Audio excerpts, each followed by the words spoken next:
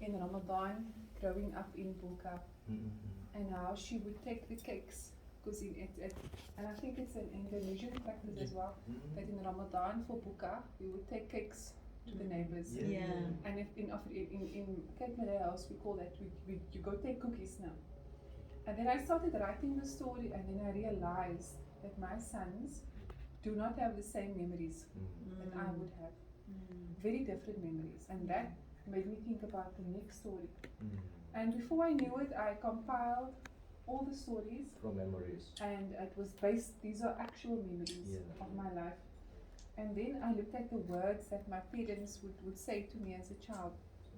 And then I would think, where does this word come from? Why did my father say those words? Why didn't she say iftar? Why did she say bokaap?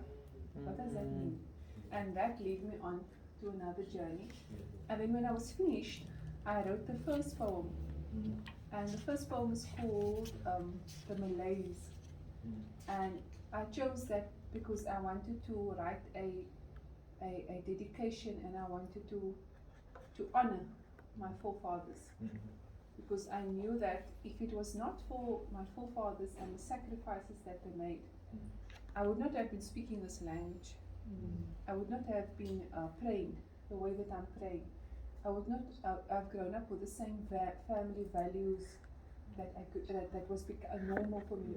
Going to neighbors, checking up on your family. And a lot of those things are the things that identify us as Cape Malays. It might not be a physical feature, you can't place us, but there are certain practices that across the Cape, we all do the same thing for Ramadan. We all say bokaap and all those different labarang and all those things that like Sixty was saying, the shaking of the hands with my sons do that, and they don't even know why they do that. So the process of writing took me about, from beginning till end, with cover was about 3 months. And then thereafter it was just a matter of thinking, now is this now something that I want to do? Because it's very personal. It's a very personal, it's a window into my life. But I made a niyyah, and I told myself, this is for people to find out where they come from.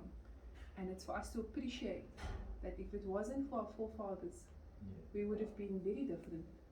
And this book is my thank you to them, to say terima kasih and thank you for doing what you did, because without them, I don't know where I would have been.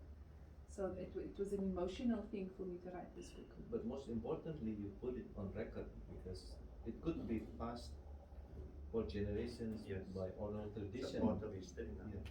And I wanted to just preserve. But what you did is actually inspiring, because it might inspire other Cape Malay to put on record everything. Very good. And Because I'm also inspired to write about my impression about Cape Malay. Cape Town experience. I think it's so important, because I think historically, our stories have always been written from the perspective of an outsider.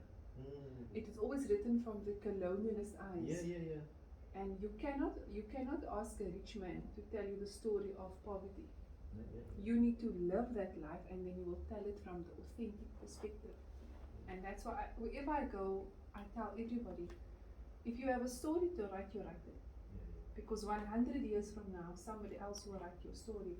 It will not be the true reflection.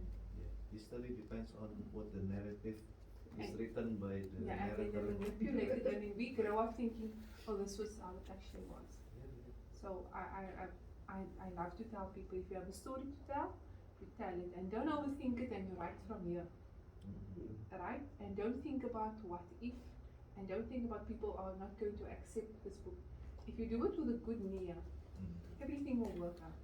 You don't have editor, like editor for proofreading? I'm also a copy editor. I edit research papers. Okay. So this is one of the things that I do. But my actual job is I'm a copy editor for PhD students at universities.